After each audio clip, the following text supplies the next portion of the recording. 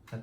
ආයිබලම හැමෝටම දැන් මේ අවුරුද්දේ 26 සෙට් එකට කියන්නේ විභාග ලියන සෙට් එකට ගිය අවුරුද්දේ විභාග පේපර් එක. ඒ කියන්නේ අපි 2025 පේපරේ සම්පූර්ණ ක්වෙස්චන් වයිස් ඒ කියන්නේ අපි වෙබ්සයිට් වෙනම සාකේති ප්‍රශ්න ටික වෙනම සහ රචනා ප්‍රශ්න ටික වෙනම ඩිස්කස් කරලා FB එකේ වගේම YouTube එකේ සහ Telegram channel එකේ දාන්න අප්ලෝඩ් කරලා මේ දවස්වල කරගෙන යනවා. දැන් ළමයි ප්‍රධාන වශයෙන්ම සාමාන්‍යයෙන් අපි එක්සෑම් එකට යන්න ඉස්සෙල්ලා අනිවාර්යයෙන් පාස් පේපර්ස් කරලා තියෙන්න ඕනේ. මොකද ඒ හුරු අනිවාර්යයෙන් වැදගත් වෙනවා. ඒ පාස් පේපර්ස් වලින් පොඩි දේවල් වෙනස් කරලා තමයි ඊළඟ අවුරුදු විභාග ගන්න හැදෙන්නේ. සාමාන්‍යයෙන් එහෙම තමයි කරන්නේ. Pass paper totally different. ඒක සම්පූර්ණයෙන්ම එහෙම වෙනස් කරලා විභාග ගන්න එහෙම ඉන්න එකක් නැහැ ළමයි.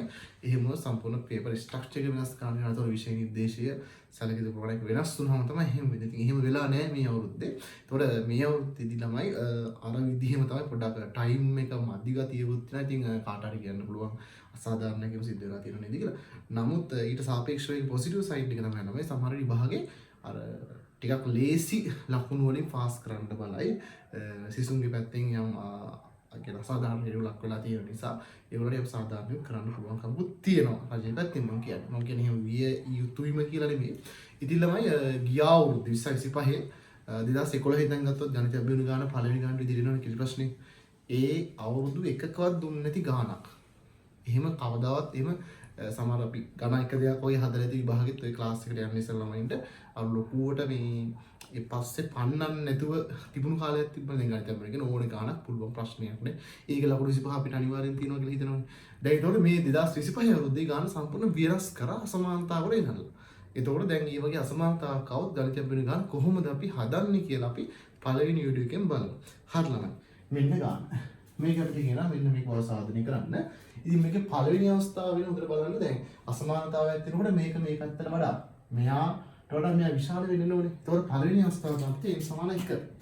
අපි n සමාන 1 විතර ගත්තොත් left hand side ගමු 9 වතා 2 1 18ක් වෙනවා. ඊට පස්සේ right hand side ගමු 1 ධන 3 එකම ආරෝපිත 4 එකම ආරෝපිතය 1 2 3 4 24ක් වෙනවා.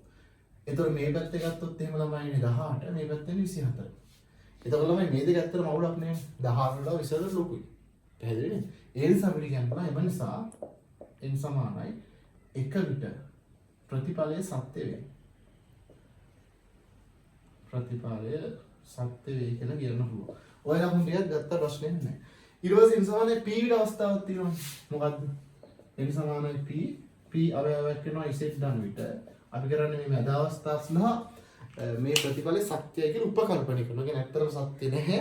අපි හරියටම දන්නේ නැහැ උපකල්පනය කරනවා. උපකල්පනය කියන්නේ වෙන්නත් පුළුවන් නොවෙන්නත් පුළුවන්.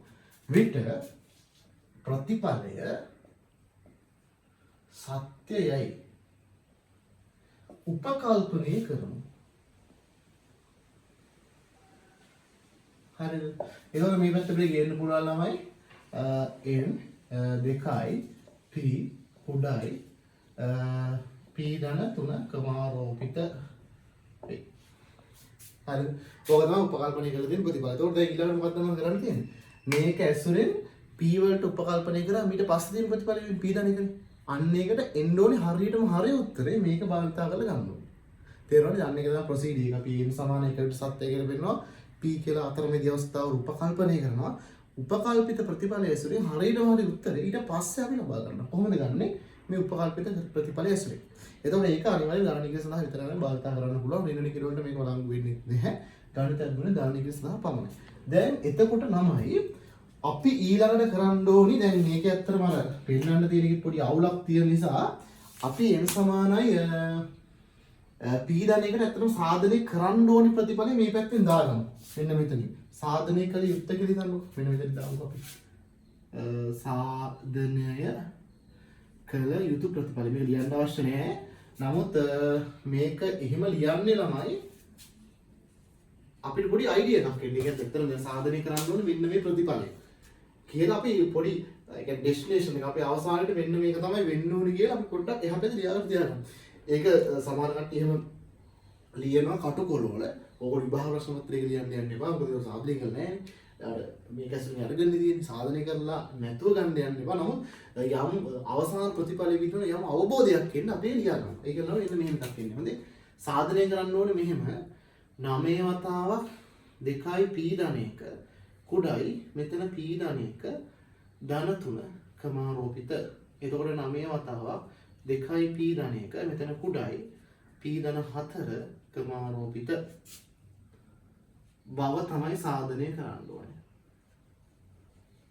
සාධනය කරන්න අන්න එක. එතකොට ඒක සාධනය කරන්න ළමයි කාගෙන් සපෝට් එක ගන්නෙ? මෙන්න මෙයාගේ සපෝට් එක ගන්න. එහෙනම් ඔයාලට තේරෙන්න ඕනේ මෙතන ඉඳන් මෙතෙන්ට යනකොට අපිට එකපාර ලොකු වැඩි එකක් නැහැ. හැබැයි මෙතන තියෙන 9 2යි p මෙතන තියෙන 9 2යි p දන්න එක. එහෙම නේද? එහෙනම් ළමයි මෙයාගෙන් මෙයා ගන්න ඉපැ. මෙයා ආධාර කරගෙන මෙයා පෙන්නන්න ඉපැ. එතකොට දැන් අපි කරලා තියෙන්නේ මෙතන එන්න ඕන ප්‍රතිඵල මේ පැත්ත ලියලා තියෙනවා. හොඳේ. එහෙනම් මේක අපි 1 කියලා ගමු. 1 මොකද කරන්නේ? මේ පැත්තට p දන එකක් එන්න. අපි ළමයි 1 කියන ප්‍රතිඵලය ගුණ කරනවා 2කින්. එතකොට 2 වතාවක් 9යි 2යි p ඊළඟ මෙතන p ධන 3 කමාරෝපිත මෙතන 2 වුණා. ඉස්සරහ වුණා 2. පිටිපස්සට හරි කමන්නේ 2 දෙන්නම හිතන්න. එතකොට මෙතන ඉගෙන අපතේ මේ දෙන්න සුළු වෙලා මේ සුළු වෙලා 9 වතාවක් 2යි p ධන 1 දර්ශක සුළු වීමක් මෙතන එක තියෙන්නේ. කුඩයි මෙතන 2 ඉස්සරහට ඇවිල්ලා p ධන 3 කියලා ගන්නවා. හරිද? මොනවද තමයි. එතකොට පේනවා මේ පැත්ත නම් ඕකේ ප්‍රශ්නයක් නැහැ. මෙතන පොඩි ගේමක් පොඩි කේස් එකක් තියෙනවා. එතන අර ඇවිල්ලා අපිට කියන උත්තරය ඇවිල්ලා නැහැ. මෙතන දෙකකුත් ඇවිල්ලා පෙන්වන්න තියෙන්නේ p ධන 4 එකම ආරෝපිතේ. මෙතන ඇවිල්ලා තියෙන්නේ p ධන 3 එකම ආරෝපිතේ. හරි. දැන් මෙන්න මෙහෙම කතන්දරයක් තියෙනවා. අපිට හිතන්න පුළුවන් ළමයි දැන් හිතන්න මෙන්න මෙහෙම දෙයක්. අපි හිතමු 5 කියන එක කුඩයි 7 කියලා. 5 කියන එක කුඩයි 7 කියන 7 අතර ලොකුයි 5 කියන එක කුඩයි.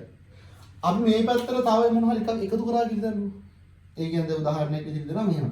මේ 4 දෙකක් එකතු කරා කියලා. එතකොට 5 කුඩයි 9නේ.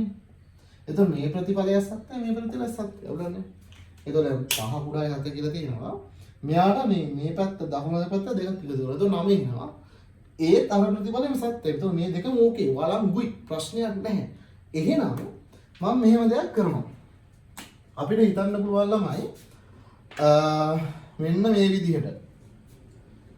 අපි හිතන්නකො දැන් 2 p ධන 1 තියෙනවා අපිට ගන්න ඕනේ p ධන 4නේ. p ධන 4. මෙතන ගමු විශාලයි 2. නැත්තම් හිතන්නකො ඔය එහෙම හිතමු අපලට. p ධන 4 විශාලයි 2. දැන් අපි දන්නවා මෙන්න මෙහෙම හිතන්න. 4 දැන් මේක තමයි අතන ගන්න ඕනේ කමන්නේ වැරදිමත් අවුලක් නැහැ. මේ විදිහට 4 විශාලයි 2 කියලා. 4 විශාලයි 2. අපි ඊට පස්සේ තමයි දෙපැත්තට මෙතන p කියලා ගමු. p ධන 4 විශාලයි 2 වෙනවා. දැන් මේ එන්න හදන්නේ මොකේද කියන එක ඔයගොල්ලන් පොඩි අවබෝධයක් ඇතිනේ. 4 විශාලයි 2 4 කියන එක දෙකට වඩා විශාල ප්‍රශ්නේ. p කියන්නේ ධනනි කියලා. එතකොට දැන් මේ විශාල තියෙන එකට තව මෙතන ධනනි කියලා එකතු වුණාම ඒන එකක් p ධන 4 දෙකට වඩා විශාලයි. p ධන 4 දෙකට වඩා විශාලයි. එහෙනම් ළමයි අපිට කියන්න පුළුවන් මෙහෙම. මෙතන 2 වෙනුවට දාන්න පුළුවන් p ධන 4. 2 වෙනුවට දාන්න පුළුවන් p ධන 4. මෙන්න මෙයාට දානවා p ධන 4. ඔන්න. එතකොට මේ පැත්තේ කවුද තියෙන්නේ? p ධන 3. කමාරූපිතනේ. එතකොට p ධන 4ම දැන් මේ හේතුව p ධන 3 මෙතන කමාරූපිතේ තියෙනවා. මෙතන p ධන 4 සෙට් වුණාම මේ පැත්තේ කවුද සෙට් වෙන්නේ? p ධන 4 කමාරූපිතේ. එතකොට මෙතන එනවා පුතේ 9 වතාවක් 2යි p ධන 1. මෙතන සරලව තේරුම් ගන්න මෙන්න මෙතන තමයි ඔයගොල්ලෝ පොයින්ට් එක. දැන් මේ ටිකත් අවුලක් නැහැ මෙතෙන් දෙනකොත් අවුලක් නැහැ. මෙතන මේ දෙක මේ යුනිට් එක අයින් කරගන්න අපි මොකද්ද කරන්නේ කියන එක තමයි කතා කරන්න ඕන නම් එතන තමයි අතන තර්කය තියෙන්නේ. 4 විශාලයි 2. 4 දෙකට වඩා විශාලයි. දෙපැත්ත මෙයාට p එකක් එකතු වුණාම p ධන 4 කියන එක විශාලයි 2. එතකොට මේකත් සත්‍යයි මේකත් සත්‍යයි. ඉතින් දෙකට වඩා මේක විශාලයි. ඒක පුතේ මෙතෙන්ට දාන්න. මෙතන දැම්මම පස්සේ මෙතන එනවා p ධන 4 වතාවක් p ධන 3 කමාරූපිතය කියන්නේ p ධන 4 සම්පූර්ණ කමාරූපිතය කියලා ගන්න පුළුවන්. ඒ කියන්නේ මේක මොකද n සමානයි p ධන 1 සඳහා සත්‍ය වෙනවා. එහෙනම් මොකද n සමාන 1 සඳහා සත්‍ය වුණා. p සඳහා උපකල්පනය කළා p සඳහා p n සමානයි p ධන 1 සඳහාද සත්‍ය බව පේනවා. එහෙනම් ළමයි මේ විදිහට තමයි ගණිත පිළිගන්න හදන්නේ. ඉතින් බහුතරයක් ළමයි මේ වෙලාවේ ගොඩක් කටයුතු හදලා තිබුණා. ඒ කියන්නේ ඇත්තටම අර සමහර කට්ටියට ආධුනික ගානන්නේ මම කියන්නේ විභාගෙදි බැරි වෙලා හරි කවදාවත් හදපු ගානක් ඔයාලට ෆේස් කරනවා ඒ ගාන ළමයි හදන්න යන්න එපා හදන්න යන්න එපා ඒක මගාරින්න මොකද ඊට වඩා ලේසි ගණන් සමහරට සමහර අවුරුදු අමාරු ගණන් මේ අවුරුදු ලේසි වෙන්න පුළුවන් ඉතින් ඒක ගිය අවුරුද්දේ තුනා ඉතින් අපිට කියන්න බෑ පේපරේ අතර ගම් වෙනකම් මොන ගාන මේ අවුරුද්දේ ලේසි වීද අමාරු වේද කියලා හොඳට ඉතින් අධ්‍යයනය කරලා යන පහුගිය අවුරුදු කිහිපයක අවුම අවුරුදු 10කවත් ඒතර ගැටලුවක් වෙන්නේ ඉතින් ඊ අනුසාරයෙන් තමයි ඊළඟ පේපරේ තීරණය වෙන්නේ හරියනවා එහෙනම් බොහොම ස්තුතියි වීඩියෝ බලුවට